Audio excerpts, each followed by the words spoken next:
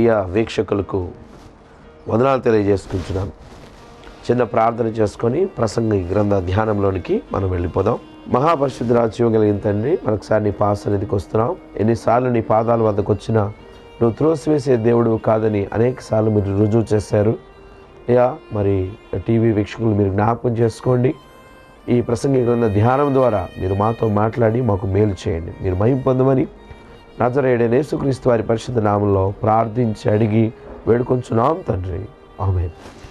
ప్రియ వీక్షకులారా, గడిచినటువంటి సమయంలో మనం ప్రసంగి గ్రంథం 1వ అధ్యాయంలో 1 నుండి 17వ వచనం వరకు ధ్యానం చేసుకోవడానికి ప్రభు కృప చూపించారు.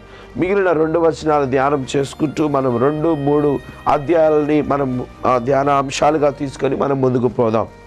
గడిచిన దినంలో ప్రసంగి గ్రంథానికి సంబంధించినటువంటి ప్రారంభ సూచికని మనం గమనించినాం. ప్రసంగి గ్రంథాన్ని సొలొమోను రచించినట్లుగా కొన్ని ఆధారాల ద్వారా మనం గ్రహించగలిగినాం. ప్రసంగి ఆరంభంలోనే వ్యర్థము సమస్తము వ్యర్థమని వేటి నిమిత్తమై సంబోధించాడో కూడా గడిచిన సమయంలో మనం దాన్ని ధ్యానం చేసుకున్నాం. ప్రియులారా, ఆ మొదటి అధ్యాయం చివరి వచనాన్ని మనం ఒకసారి చూసుకుందాం. 18వ వచనంలో ఏమని ఉంది అనగా, విస్తారమైన జ్ఞానాభ్యాసము చేత విస్తారమైన దుఃఖము కలుగును, అధిక విద్య సంపాదించిన వారికి అధిక శోకము కలుగును. చాలా ప్రాముఖ్యమైన మాట రాయబడి ఉంది. ప్రసంగి జ్ఞానముతో నింపబడినవాడు, ప్రసంగి బుద్ధితో నింపబడినవాడు, ప్రసంగి వివేచన కలిగిన మనసుతో వాటిని పొందుకున్న వారిగా దేవునిని మనం గడిచిన దినంలో చూసినాం. అలాగున ఇప్పుడు చూస్తూ ఉన్నప్పుడు అధిక విద్య ఆయాసకరమని బోధ చేస్తున్నాడు. ఎందుకు ఇలాగున మాట్లాడుతూ ఉన్నాడు అని మనం చూస్తూ ఉన్నప్పుడు, మానవుడు జ్ఞానాభ్యాసం కోసం సగజీవిత కాలాన్ని వెచ్చిస్తున్న దినాల్లో మనం జీవిస్తూ ఉన్నాం. విద్యను అభ్యసించుట అనగా తనకు తెలియని విషయంలో శ్రద్ధ కలిగి తెలుసుకోవడానికి చేసేటటువంటి ప్రయత్నం. అవునండి, జ్ఞానం అవసరమే. అయితే ఆ జ్ఞానము అధికమైనప్పుడు దాని వలన వచ్చేటటువంటి పర్యావసానం కూడా అది విషముగా మారే అవకాశం ఉందని ప్రసంగి పదే జ్ఞాపకం చేస్తున్నాడు. అందుకే అంటాడు, విస్తారమైన జ్ఞానాభ్యాసము చేత విస్తారమైన దుఃఖము కలుగును. అనగా సత్యమును గురించి తెలుసుకోవడం కన్నా జ్ఞానం కోసం చేసే ప్రయత్నం ఎప్పుడు కూడా దుఃఖాన్ని కలగ చేస్తూ ఉంటుంది. అదే సత్యమును గురించినటువంటి ఆ వెతుకులాట మనం ఎప్పుడు చేయగలుగుతామో సత్యము మనలను స్వతంత్రులుగా చేస్తుందని దైవ జ్ఞానం మనకి బోధ చేస్తూ ఉంది. జ్ఞానం తెలుసుకునడం ద్వారా వాటి పర్యావసానం మనం దుఃఖముగా చూసినప్పటికీ కూడాను సత్యమును వెతుకులాడడం ద్వారా, సత్యమైన దేవుణ్ణి తెలుసుకోవడం ద్వారా మనం స్వతంత్రులుగా చేయబడతాము అని దేవుని వాక్యం స్పష్టంగా చెప్తుంది. ప్రసంగి అనుభవాలన్నీ కూడా 2వ అధ్యాయంలో మనం సుస్పష్టంగా చూడగలం. ప్రసంగి అయినటువంటి గ్రంథకర్త తాను దేని చేత సంతోషాన్ని అనుభవిస్తాడో, దేని చేత తృప్తిని పొందుకుంటాడో చేసేటువంటి ప్రయత్నం అంతా కూడా 2, 3 అధ్యాయాలు మనం చూడగలుగుతూ ఉన్నాం. ప్రియులారా, త్రాగుబోతుతనం కలిగిన వాడు త్రాగుడులో ఎలాగో సంతోషిస్తున్నాడో తెలుసుకోవడానికి మనం తిరిగి త్రాగాల్సినటువంటి అవసరం లేదు. దైవ వాక్యాన్ని బోధించేటటువంటి దైవజనుడు పాపం గురించి బోధ చేస్తున్నప్పుడు ఆ పాప బోధ విషయంలో అనుభవం కలిగినటువంటి వాడు అవ్వాల్సిన అవసరం లేదు. కానీ సొలొమోను దేవుడిచ్చిన జ్ఞానాన్ని బట్టి, దేవుడిచ్చిన బుద్ధిని బట్టి, దేవుడిచ్చిన వివేచన కలిగిన మనసును బట్టి ఎలాగున తన జ్ఞానాన్ని వ్యర్థం చేసుకున్నాడో, ఎలాగున వ్యర్థమైన వాటి తట్టు తిరిగాడో, ఒక దైవజనుడు దేవుణ్ణి వెంబడిస్తున్నవాడు ఏ పనులు చేయకూడదు అని చెప్పబడుతున్నాడో, బోధ చేయబడుతున్నాడో, అలాగున దేవుని కుమారుడు అని చెప్పుకుంటూ జీవించేవాడు ఏవి చేయకూడదో ప్రసంగి అవి చేస్తున్నట్లుగా కూడా మనం ఇక్కడ గమనించగలుగుతాం. అందుకే 2వ అధ్యాయము ప్రారంభంలో ఏమని ఉందనగా, నీవు మేలును అనుభవించి చూడమని నేను నా హృదయంతో చెప్పుకొచ్చుని, అయితే అదియు వ్యర్థ ప్రయత్నమాయను. నవ్వుతో నీవు వెరిదానమనియు సంతోషముతో నీ చేత కలుగునేమో నేనచ్చిని అని అంటున్నాడు. అంటే ఈయన యొక్క ఉద్దేశాన్ని మనం గమనిస్తూ ఉన్నప్పుడు మేలును అనుభవించాలని, ఆ మేలును అనుభవించి చూడమని తన హృదయంలో చెప్పుకుంటున్నట్లుగా, నవ్వుతో వెరిదానమని సంతోషంతో నీ చేత కలుగునది ఏమీ లేదని చెప్పుకొచ్చు ఆ నవ్వు, ఆ సంతోషం వాటన్నింటినీ అనుభవించడం కోసం మానవుడు చేసే విచిత్రమైనటువంటి ప్రయత్నాల్ని ప్రసంగి చేస్తున్నట్లుగా మనం చూస్తున్నాం. ఇలా అంటాడు, నా మనసు ఇకను జ్ఞానమును అనుసరించుచుండగా ఆకాశం కింద తాము బ్రతుకు దినములంతయు కాలమంతయు మనుషులు ఏమి చేసి మేలును అనుభవింతురో చూడవలను తలచి నా దేహమును ద్రాక్షారసము చేత సంతోషపరచుకుందుననియు. ఇక్కడ ఒక నిమిషం ఆగినప్పుడు ఆయన ఏమంటున్నాడంటే తాను చేసే ప్రయత్నాలన్నీ కూడా జ్ఞానముతో చేస్తున్నానని చెప్తున్నాడు. అంటే ఇలాగ అర్థం చేసుకుందాం, దేవుడు అపారమైన జ్ఞానాన్ని, అపారమైన బుద్ధిని, అపారమైన వివేచన కలిగిన మనసును ఇచ్చినప్పుడు ఆ జ్ఞానాన్ని, ఆ బుద్ధిని, ఆ మనసుని పాపం యొక్క సంతోషాన్ని వెతకడం కోసం ఖర్చు చేయటం ఎంత అవివేకంగా మనకు కనిపిస్తూ ఉంటుంది. చాలాసార్లు బుద్ధి కలిగిన వాడు, జ్ఞానం కలిగిన వాడు తాను చేయకూడని పనులు చేస్తూ ఉన్నప్పుడు మనం ఏమంటామంటే వీడి జ్ఞానం ఏమైంది, వీడి బుద్ధి ఏమైంది, వీడు ఎందుకు పాపం తట్టు తిరుగుతున్నాడు అని వారిని చూసి మనం జాలిపడే వారంగా ఉంటాం. ఇప్పుడు ప్రసంగిని చూసి కూడా మనం జాలి పడవలసిన పరిస్థితి ఏమనగా, ఇంత జ్ఞానము కలిగినటువంటి వాడు ద్రాక్షారసము చేత దానిలో సంతోషం ఉందేమని వెతకడానికి చేసే ప్రయత్నం వ్యర్థమని తెలిసినా తిరిగి ఆ ప్రయత్నం చేయాలనే సాహసం పరిస్థితి ఎలాంటిదో మనం గమనించగలం. అంటాడు, ఏమన్నాడంటే నా దేహమును ద్రాక్షారసము చేత సంతోషపరచుకొందుననియు మతిహీనత యొక్క సంగతి అంతయు గ్రహింతుననియు నా మనసులో నేను యోచన చేర్చుకుంటుని. బైబిల్ చాలా స్పష్టంగా సెలవిస్తుంది ద్రాక్షారసం విషయంలో మీరు మత్తులే యుండకుడి అనే అనేక సార్లు బోధ చేస్తూ ఉన్నది. పిల్లరా, గమనిస్తూ ఉన్నప్పుడు మనిషి యొక్క జ్ఞానం, మనిషి యొక్క వివేకం, మనిషి యొక్క ఆ ఉన్నతమైన తెలివితేటలు నశించిపోవడానికి కదా ఆ కారణం ఒక వ్యసనం, అది ద్రాక్షారసాన్ని లేదు మద్యాన్ని సేవించడం.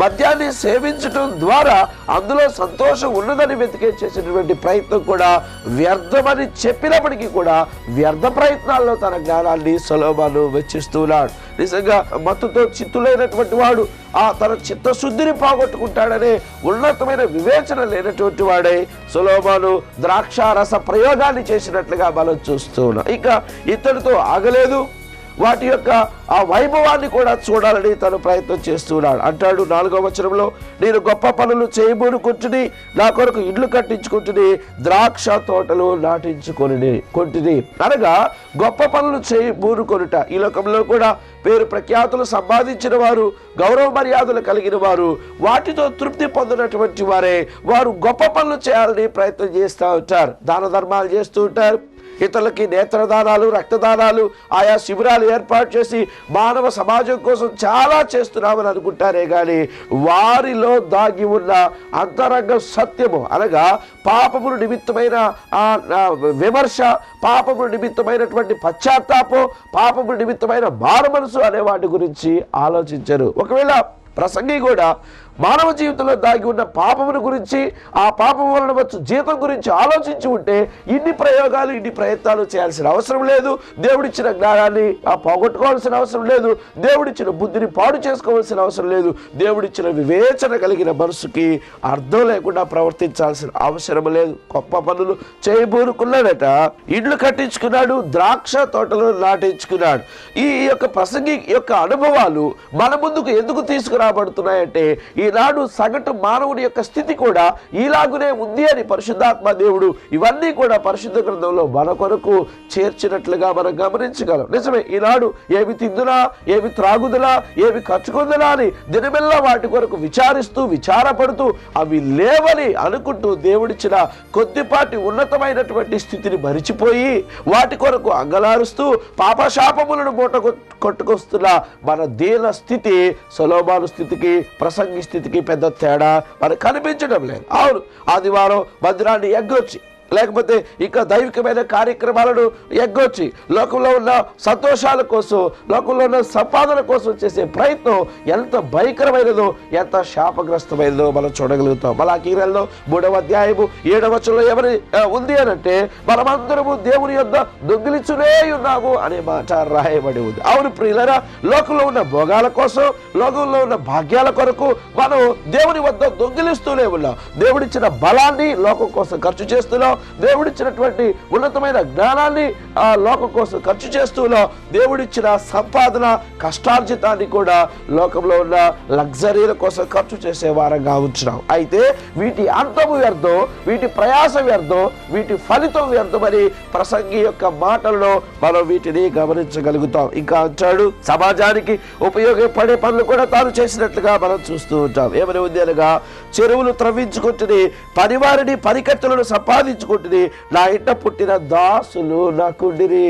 ఇక్కడ చూస్తూ ఉన్నప్పుడు సమాజం కోసం చేసే కొంత ప్రయత్నం కూడా చూస్తున్నాం. సమాజం మనల్ని మంచివారిని ఎంచి ఉండవచ్చును కానీ మన అంతరంగాన్ని వారు పరిశోధించేటటువంటి స్థాయిలో వారు కలిగలేరు. కారణం ఏంటంటే, భూమి మీద పుట్టిన ప్రతి వాడు కూడా పాప స్వభావంతో, పాప భూయిష్టమైన బ్రతుకుతో ఉంటాడు. వాని అంతరంగంలో పాపం ఉంటుంది, వారి క్రియలలో పాపం ఉంటుంది, వారి తలంపులు దినవెల్లా చెడ్డమనే ఆ స్వకీయ ఆ తలంపు లేకుండా ఆ సమాజంలో ఉన్న మంచి పనులు చేయడానికి చేసే ప్రయత్నం వ్యర్థం అని చెప్పబడతా ఉంది. ఇంకా అక్కడ మనం చూస్తూ ఉన్నప్పుడు 7వ వచనం చివరిలో ఇలాగనే ఉంది, యెరూషలేమునందు నాకు ముందుండిన వారందరికంటే ఎక్కువగా పశుల మందలను, గొర్రెల మేకల మందలను బహు విస్తారముగా సంపాదించుకుంటుని, నా కొరకు నేను వెండి బంగారములను, రాజులు సంపాదించు సంపదను, ఆయా దేశంలో దొరుకు సంపదను కూర్చుకొచ్చిని. అర్థశాస్త్రం చదువుతున్న వారికి ఒక ప్రాముఖ్యమైన అంశం తెలుస్తూ ఉంటుంది. అదేమిటి అనగా, కోరికలు, ప్రయత్నాలు, తృప్తి అనే ఒక ఇంటర్మీడియట్ చదువుకుంటున్న పిల్లలకి ఒక కాన్సెప్ట్ ఉంటుంది. అంటే మానవుడికి కోరికలు కలుగుతాయి, కోరికలు తీర్చుకోవడానికి ప్రయత్నాలు చేస్తాడు, ప్రయత్నించడం ద్వారా ఎంతో కొంత తృప్తిని పొందుతాడు. ఈ కోరిక రావడం సహజం, ప్రయత్నం చేయడం సహజం, తృప్తి పొందడం సహజం. తృప్తితో మానవ జీవితం ఆగదు, మరలా తిరిగి కోరికలు జనిస్తూనే ఉంటాయి, వాటిని తీర్చుకోవడానికి ప్రయత్నిస్తుంటాడు, ప్రయత్నం ద్వారా కొంత తృప్తి కలిగి ఉంటాడు, తిరిగి కోరికలు జనిస్తూనే ఉంటాయి. మానవుడు చనిపోయేదాకా కోరికలు తిరిగి జనిస్తూనే ఉంటాయి, కానీ అవి ఎక్కడా కూడా తృప్తి పరచబడవు. అనగా అర్థశాస్త్ర సత్యమైన కోరికలు, ప్రయత్నాలు, తృప్తి అనే అంశం అచ్చంగా ప్రసంగి రాసినటువంటి ఈ యొక్క అధ్యాయానికి చాలా చక్కగా సూట్ అవుతూ ఉంటుంది. దానికి కారణం ప్రసంగి తన జీవితాన్ని ఆయా అనుభవాల గుండా నడిపించుకుంటూ వెళ్ళడమే. ఇంకా వైభవాన్ని అందించే వాటిని కూడా, వైభవాన్ని తెచ్చిపెట్టుకునేటువంటి వాటి విషయంలో కూడా సొలొమోను చేసిన విస్తారమైన ప్రయత్నాన్ని మనం చూస్తూ ఉన్నాం. ఈ రోజున ఆ ప్రస్తుత పరిస్థితులకి తగ్గట్లుగా చేసిన ప్రయత్నం మనం చూస్తున్నాం. నేను వెండి బంగారములను, రాజులు సంపాదించు సంపదను, ఆయా దేశంలో దొరుకు సంపదను కూర్చుకుంటుని, నేను గాయకులను, గాయకాండ్రులను,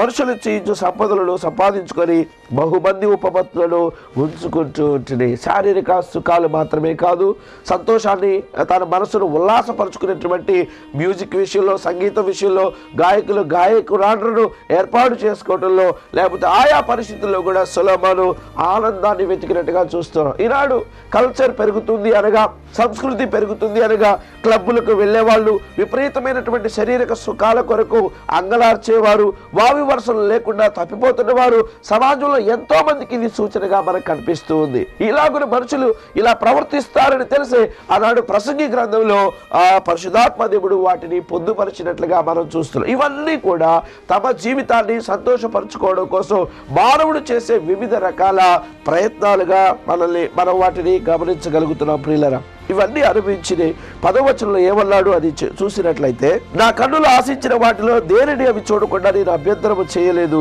మరియు నా హృదయం నా పనులన్నిటిని బట్టి సంతోషింపగా సంతోషకరమైనదేది అనుభవించకుండా నేను నా హృదయమును నిర్బంధింపలేదు. దేవుని సన్నిధిలో గడపవలసిన వాడు, దైవికమైన చింతన కలిగి ఉండవలసిన వాడు, దేవుని యొక్క ఔన్నత్యాన్ని కీర్తిస్తూ దేవుని మహిమపరచవలసిన వాడు చేసిన దౌర్భాగ్యము పని ఏమిటి అని మనం చూస్తూ ఉన్నప్పుడు, నా కన్నులు ఆశించిన వాటిలో దేనిని అవి చూడకుండా. ఇప్పుడు ఇలాగనే ఉందాం, సొలొమోనుకి లేదు ప్రసంగికి ప్రత్యక్ష అనుభవం పాపంతో ఉంది, ప్రత్యక్ష అనుభవం పాపము సాంగత్యంతో ఉంది. తన కన్నులు ఆశించిన దేనిని చూడకుండా తాను ఉండలేదు అంటే అర్థమేంటి అని అంటే, అపవిత్రతలో ఉన్న ఆనందాన్ని వెతికాడు, అపవిత్రతలో సంతోషం ఎక్కడుందో వెతకడానికి ప్రయత్నం చేశాడు, అపవిత్రతలో తృప్తి ఎక్కడుందో వెతకడానికి ప్రయత్నం చేశాడు. సొలొమోను జ్ఞానం వక్రభాష్యం చెప్తూ ఉంది, సొలొమోను బుద్ధి గాడి తప్పింది, సొలొమోను యొక్క స్థితి మనం ఉన్నతమైన దైవిక జ్ఞానానికి వ్యతిరేకంగా ప్రవర్తించినట్లుగా మనం చూస్తున్నాం. అందుకే 1వ రాజుల గ్రంథం 11వ అధ్యాయము 3వ వచనంలో చూస్తున్నప్పుడు జ్ఞానము కలిగిన వాడు, బుద్ధి కలిగిన వాడు, వివేచన మనసు కలిగిన ఇతనిని అతని భార్యలు త్రిప్పివేసిరి అని రాయబడి ఉంది. ప్రియులారా, కారణం ఏమిటి అనగా పాపమును ద్వేషించవలసినటువంటి వాడు, దైవికమైన జ్ఞానమును పాపమునకు దూరంగా ఉండతగ్గట్లుగా తను తాను తర్ఫీదు చేసుకోవలసినటువంటి వాడు తిరిగి తిరిగి తిరిగి పాపంలో సంతోషం వెతకడానికి ఎప్పుడైతే ప్రయత్నం చేశాడో ఏమని రాయబడి ఉంది అనగా అతని భార్యలు అతని మనసును త్రిప్పివేసిరి. ఎంతో ప్రపంచ జ్ఞాని అయిన సొలొమోను కేవలం భార్యల వల్ల త్రిప్పివేయబడటానికి గల కారణం ఏమిటో తెలుసా?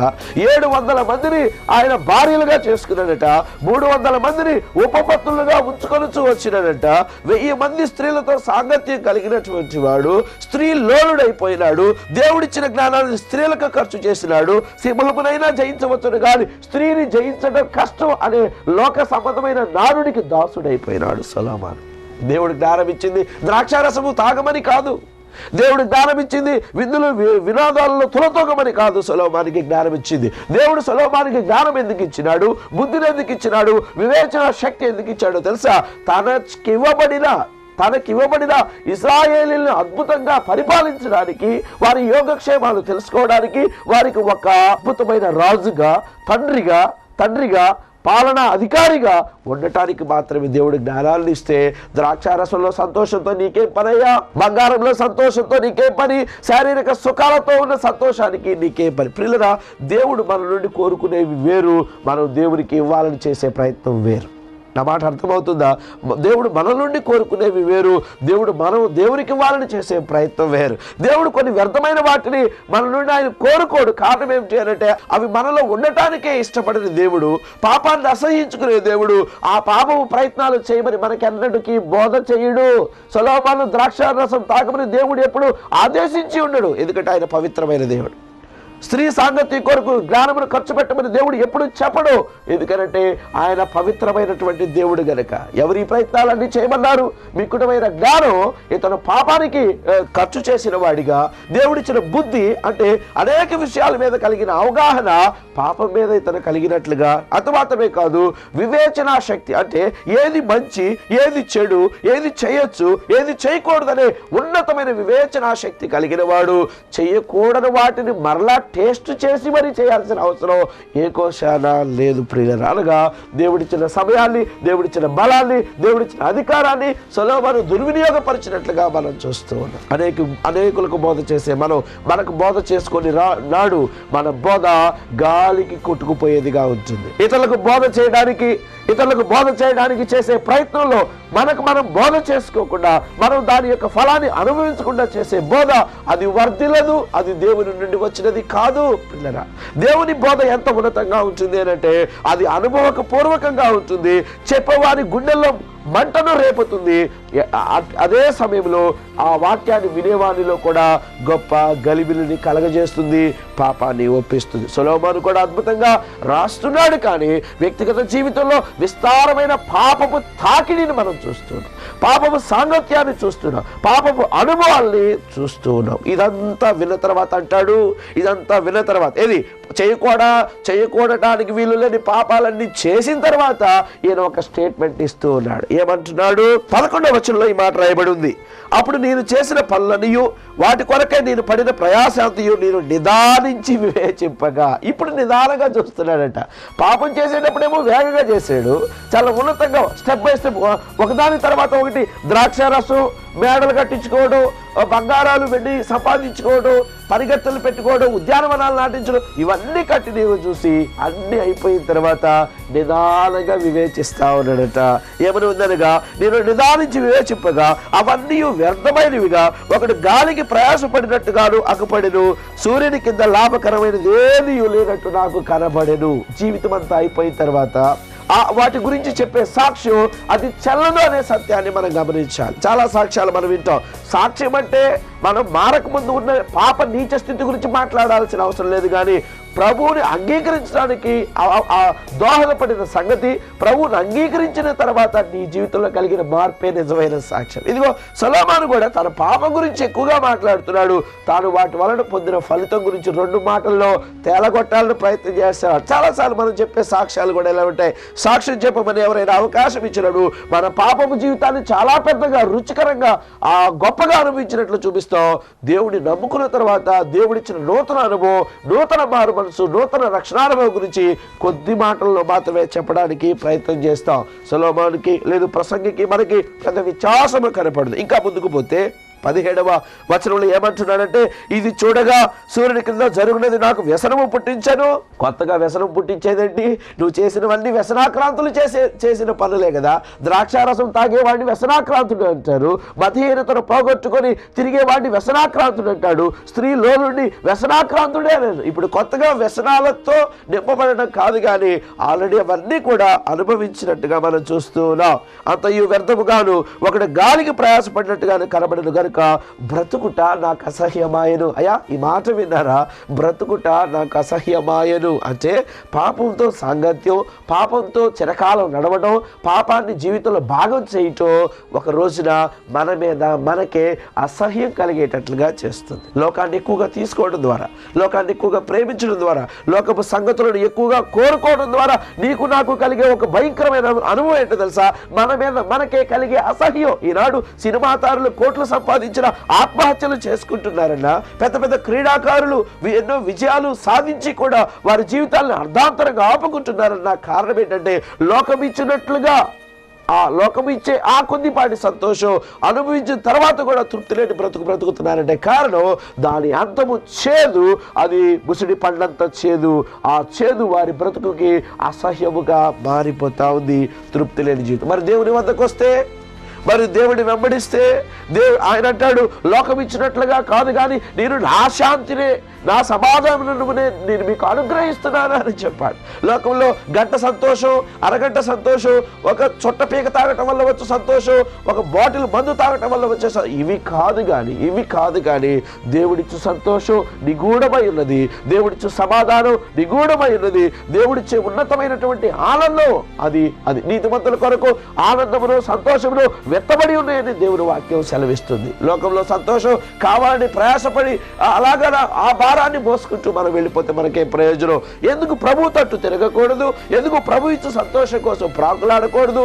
జీవితం అంతా పాపానికి ఖర్చు చేసి చివరి దశలో ప్రభు ఇదిగో ఇప్పుడు నీ దగ్గరకు వస్తున్నానంటే నీ జీవితం వల్ల ఎవరికైనా ఉపయోగం ఉంటుందా? దీపం ఉండగానే ఇల్లు చక్కబెట్టుకోవాలన్న రీతిలో నీకు బలం ఉండగానే, జ్ఞానం ఉండగానే, శక్తి ఉండగానే నువ్వు ఈ రోజే ఈ క్షణమే ప్రభువుని నీ సొంత రక్షకునిగా అంగీకరిస్తే నువ్వు ఎంత గొప్పగా వాడబడతావు. దేవునికి గొప్ప బలమైన సాధనగా దేవుడు నిన్ను ఎలాగో వాడుకుంటాడు. ఎంత అద్భుతంగా ఆయన నామానికి మహిమ వస్తుంది. ప్రియులారా, సొలొమోను జీవితాన్ని అంతా అనుభవించాడు. చివరికి అతను పొందిన ప్రయాస ఏంటి అనంటే అతని భార్యలు అతని మనసును త్రిప్పివేసిరి. ఎవడు పాపంతో ఎక్కువ సాంగత్యం కలిగి ఉంటాడో, పాపంతో ఎక్కువ సహవాసం కలిగి ఉంటాడో వాని మనసు దేవునికి దగ్గరగా ఉన్నట్టుగా కనిపించవచ్చును గాక ఆ మనసు దేవునికి ఉపయోగపడదు. అది వానికే ఆయాసకరంగా తయారవుతుంది. అది వానికే శాపగ్రస్తంగా మారుతుంది. అప్పుడు దానిలో నుండి వచ్చే మాట ఈ మాట ఏంటది? కనుక బ్రతుకుట నాకు అసహ్యమాయెను. ఇంతటితో ఆగిపోదు ఈ ప్రయాస, ఇంతటితో ఆగిపోదు. కానీ ఇంకా ముందుకు పోతూ వచ్చే 3వ అధ్యాయం 12వ వచనంలో ఈ మాట ఉంది. కావున సంతోషంగా నుండుట కంటేను తమ బ్రతుకును సుఖముగా వెళ్ళబుచ్చుట కంటేను శ్రేష్టమైనది నన్నుకు లేదని నేను తెలుసుకొంటిని అంటూ మరలా లోక సంతోషాన్ని వెతకడానికి ప్రసంగి ప్రయత్నం చేస్తున్నట్లుగా చూస్తున్నాం. మనం అలా పదే మనసు మార్చుకుని వారంగా కాక స్థిరచిత్తం కలిగిన వారమై, స్థిరమైన మనసు కలిగిన వారమై మన హృదయాన్ని ప్రభువుకి ఇవ్వడం మేలు. మనం ఏది ఆధారమని అనుకుంటున్నామో అది ఒక రోజున మన నుండి తీసివేయబడుతుంది.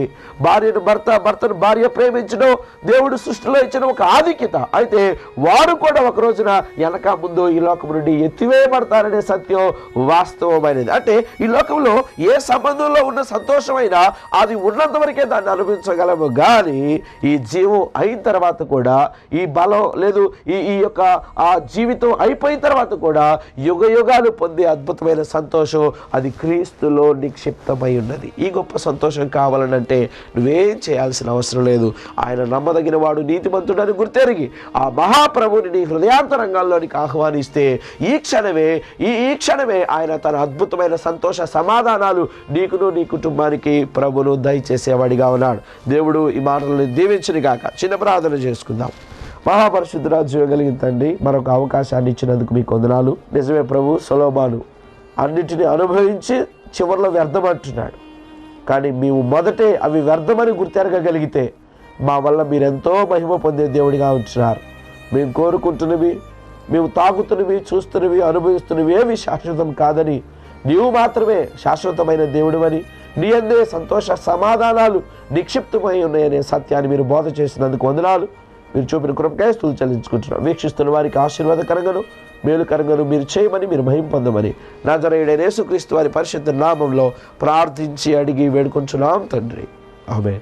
ప్రభు మిమ్మల్ని దీవించును గాక.